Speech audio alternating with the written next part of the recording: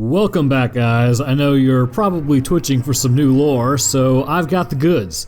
Today, we will be covering the Twitcher from the Dead Space universe, and how it is actually able to move as quickly as it can.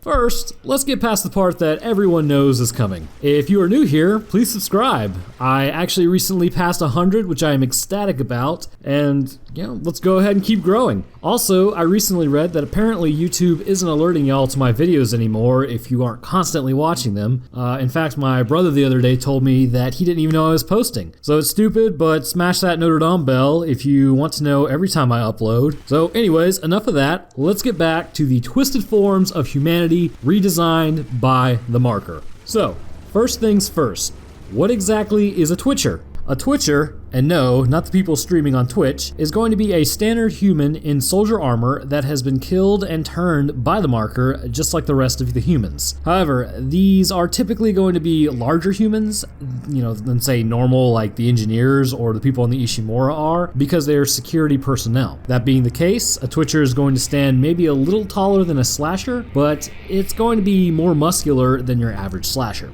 This apparent muscular benefit also means that it's going to be a lot stronger. Arguably, the worst part about the Twitcher is not its strength or even its size, but the fact that it can move faster than what humans can perceive. You see, soldiers had stasis units built into their armor, and as Hammond said, "The infection process is doing something strange to these soldiers.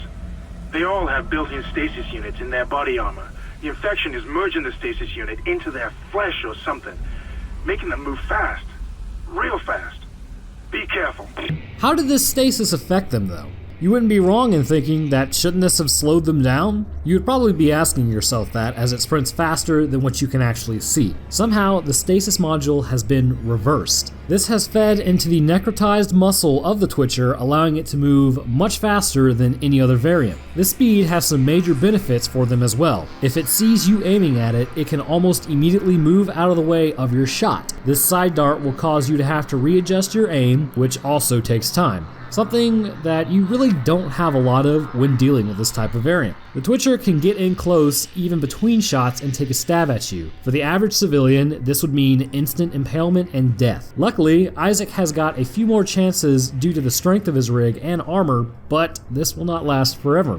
Disturbing, but not necessarily dangerous, is the overall look and sound of the Twitcher. A Twitcher's body is, as the name implies, always going to be twitching and moving, even when standing still. This gives them a spasmodic look and makes you feel like it could really do anything at any time. You just cannot read these things' movements. Coupled with its speed, this makes it more than a little off-putting if it gets close to you. As stated, you can't actually read its movements to determine where it's going to go. The face is almost in complete contrast to the body, as it looks hollow and it's unmoving. The same expression, a 1,000-yard stare with no eyes, will remain constant. Occasionally the head will move in a blur from side to side, but still the facial expression never changes. Speaking of eyes, there are none, and it kind of raises a question, how exactly does it know where you are and where you're going to shoot? I've always wondered this, so if you know, let me know, as I would love to include that in one of my videos. But that doesn't stop me from theorizing why it does, so here is my theory on it.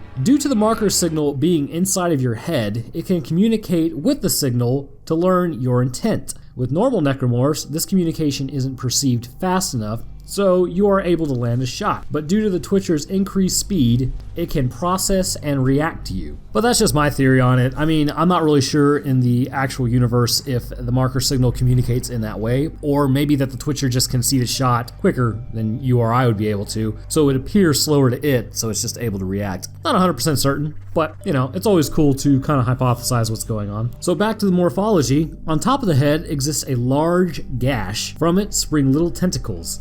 This is never really explained as to why they exist, they just exist. Where the brain used to sit is now hollow. This is where the tentacles actually spring out of. A Twitcher's skin will appear gray and dead. There will be slices on its body, probably indicating pre-mortem injuries. When getting close, they will emit a jabbering noise that is exceedingly off-putting, but it sounds like a yell sped up multiple times. which more than likely is what it is due to the reverse stasis running through its body, so this is actually being utilized for this effect. 2 larger than normal claws jut out from the shoulder, as to be expected, or the arms, but there are bonus talons from the stomach that can also be seen. Some of these types of necromorphs will actually be lacking these talons, but some of them will also have them, possibly due to genetic coding in the body itself and how it's restructured, would be my best guess. When a Twitcher first spots a human that hasn't been turned, they will typically have 2 modes of getting to you. The first is pretty straightforward, literally. They will just run forward at you in a straight line and take a swing at you. The other, in my opinion, is way more disturbing. They will bend backwards and use their legs as front legs and their talons as back legs and begin making their way towards you rapidly. This is going to make it much more difficult for you to take out the talons, and actually it also may activate that little part of your brain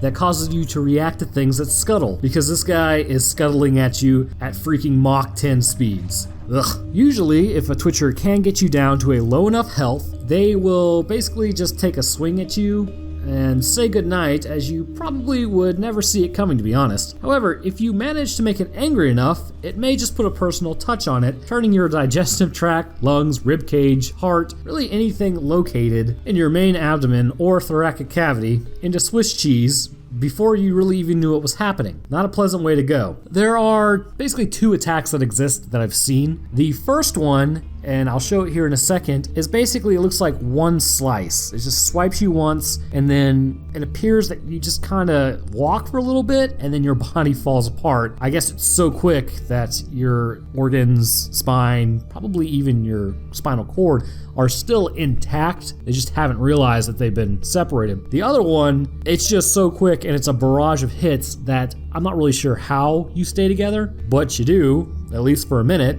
But then gravity takes over, and yeah, you're done at that point. So moving on, ultimately, they're not a difficult target to take out as long as you keep a steady hand and have a quick enough reaction time. Did I say quick enough? No, you don't really have to be that quick. Utilizing stasis on the Twitcher will, for the most part, negate the effects of the reverse stasis and slow it down a little more. It won't be as slow as a normal slasher slowed down, but it will be enough for you to land the shots you need to make sure that you are not turned into Swiss cheese. Well, that about does it for me, guys. Let me know what you thought on the lore of the Twitcher. I recently asked around on Reddit and Twitter and really my videos, and I've gotten pretty positive responses for doing a re-upload of my first 4 videos. I'm not going to do them all at once, but just, expect those to be coming out in the next few weeks or so. It would be a lot less strain on the eyes and ears to watch. So I'm going to do that for y'all because my first ones aren't really the best. Also, don't forget to like and sub. I'm at 100, like I said, I'm at 100 subs at this point, and that is fantastic. That's a major milestone for me, and I really do appreciate it, guys. So thank you, and as always, I will catch y'all in the next one.